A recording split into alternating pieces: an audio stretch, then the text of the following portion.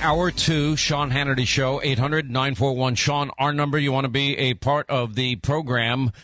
This is President Trump yesterday encouraging the protesters in Iran to keep protesting, and that help is on the way. Here's what he said.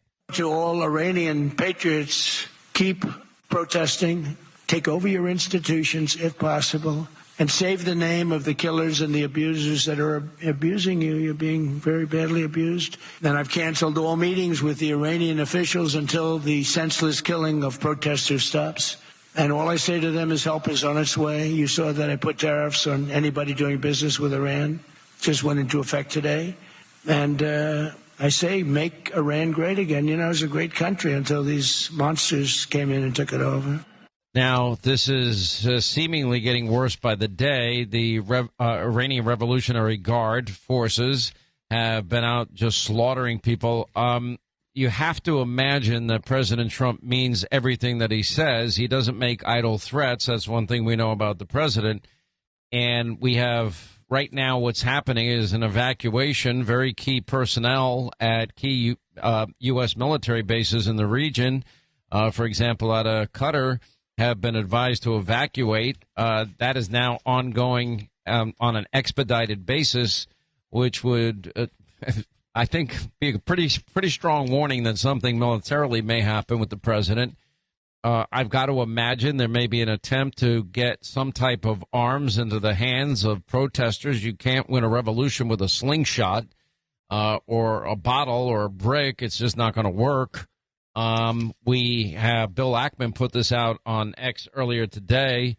I actually passed it on to Sean Curran, the head of the Secret Service, Islamic Republic State TV.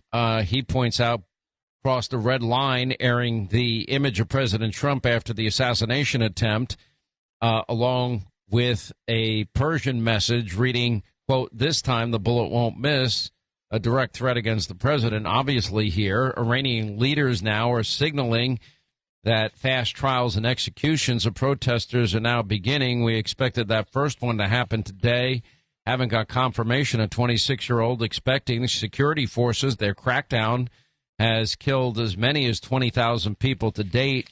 So I would imagine help is on the way, but I think the president very wisely is putting the safety and security of Americans in the region first and getting them out. I know they've expedited that mission to date. And I would expect that the president means what he says, that very strong action against Iran and the regime, you know, is about to happen. He wouldn't be telling the protesters to keep protesting otherwise. Joining us now is Amir Fkhravar. He's now teaching cooperative constitutional law at Texas State University, author of the best-selling book, In Iran, Comrade Ayatollah.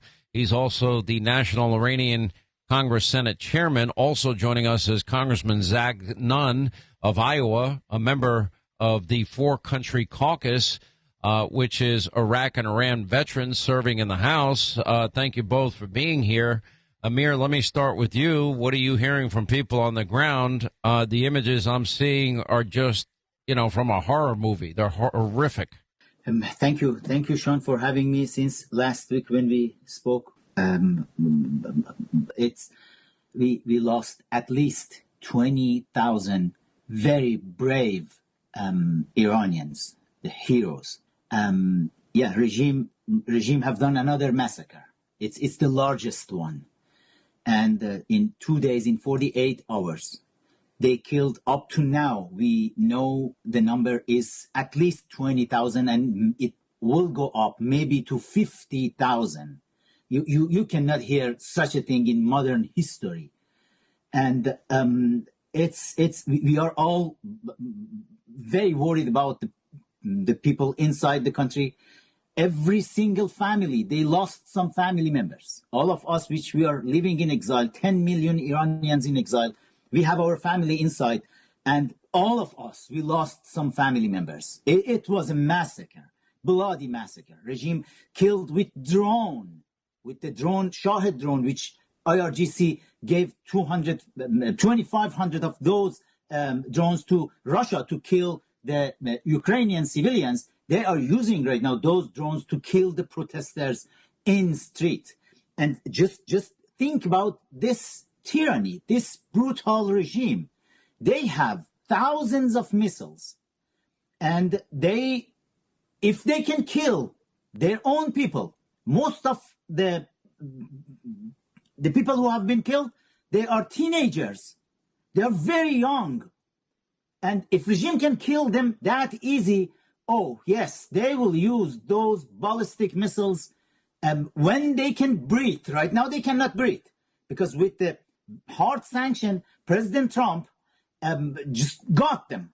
And if they can feel a little space to breathe, then regime definitely will go to hit Israel, will go to hit the European capitals, and they are planning with the help of China to hit New York, Florida, Mar-a-Lago. And you have seen the photo on Iranian state TV today, which was widely broadcasted, that yes, this time we will not miss the target. In Farsi, it's in bar khata nemire.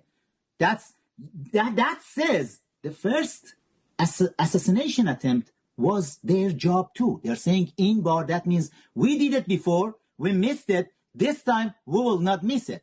And it's this regime, definitely President Trump should, like always, when he said he's going to punish them, he should go and punish them. He should destroy entire Iranian missile facilities with the help of Israelis.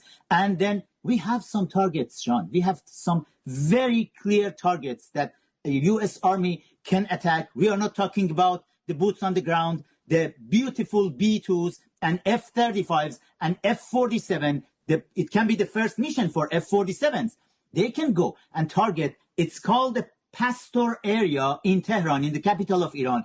The Pastor area is the different palaces of the king of Iran, the last king of Iran, which all the mullahs, they are living in these palaces, including Mr. Supreme Leader. This Pastor area is gated, very secure. The people cannot go there. Whoever lives in that area, please, President Trump, remember, Pastor area. Whoever lives there is either a mullahs, a killer, or their minions around. Yeah, the best target is Pastor area, the Iranian missile facilities, and the Khomeinis, the founder of Islamic revolutions. His shrine is another very good target for America. President Trump needs to send a very strong target and Iranian state TV. Then they can understand they cannot come and send this type of message to President of the United States. Congressman Zach Nunn, you're an American hero, and you're now an elected member of Congress from Iowa, and you're with the four-country caucus, which is Iraq, Iran, veterans serving in the House. You're a former Air Force intelligence officer, deployed 3 times to the Middle East after 9/11. I guess among some people, there's some ambiguity. For me, I have moral clarity on this. There's no doubt in my mind, zero, that the president did the right thing by taking out Iran's nuclear sites. Number one state sponsor of terror. They have threatened this country many, many times. If they ever got weapons of mass destruction coupled with their radical ideology, I think it is a clear and present danger to the entire world, never mind the region. We're watching mass slaughter of individuals. I think the president's, the Trump doctrine, if you will, which is no forever wars, no boots on the ground, I think is the perfect solution in this case. I think the president means what he says. The president is evacuating military personnel on bases nearby that the Iranians might be able to hit. Clearly something is on the way. What would be the right response in your view? Well, Sean, I think you were hitting this nail on the head, and I want to say our heart is out to Amir and, his fellow warriors in Iran right now. Amir and I both, taught at the Institute for World Politics here in D.C. for a while. But, Sean, my head is with the president on this. He has approached this the absolute right way. I've flown out of that base in Qatar. Al-Udeid Air Base, fly in combat recon operations off the coast of Iran. The Iranians always threatening to shoot us down every single time. They have no problems coming after the United States. And here's the reality. Iran, just in the last years alone, has been the number one funder to Hamas in Lebanon, to Hezbollah in Lebanon and Gaza, as well as what the Houthi rebels have done by shooting at U.S. aerial carrier strike groups. A rebel group taking pot shots at U.S. carriers, and the Biden administration doing nothing in response emboldened the Ayatollah and the IRGC. And so when we talk about what we can do in response here, the president's approach is correct. First, I'm very proud in Congress that I'm leading the Iran maximum pressure campaign. It's put real economic sanctions, cut off their ghost fleet, stop their flow of oil to places like China, where they get their money, to fund the IRGC and keep the Ayatollah in power. That is step one. But the president also made very clear, I flew some of the first recon missions over Iraq that looked at Soleimani, the IRGC commander. And President Trump in his first term turned Soleimani into salami when he eliminated him as the head of the IRGC. That sent a very clear message to folks back in Iran that President Trump was going to be different. And so coming into his second term here, to see the Iranian people rise up against an oppressive regime and to not only lend support, but to action economic sanctions against the Ayatollah, to make sure that the IRGC is on notice that if they shoot innocent civilians, as you have noted tragically, in the back of the head, to the tune of tens of thousands being executed publicly. And this is, have you seen the videos that I've seen? I have. Tragically, yes.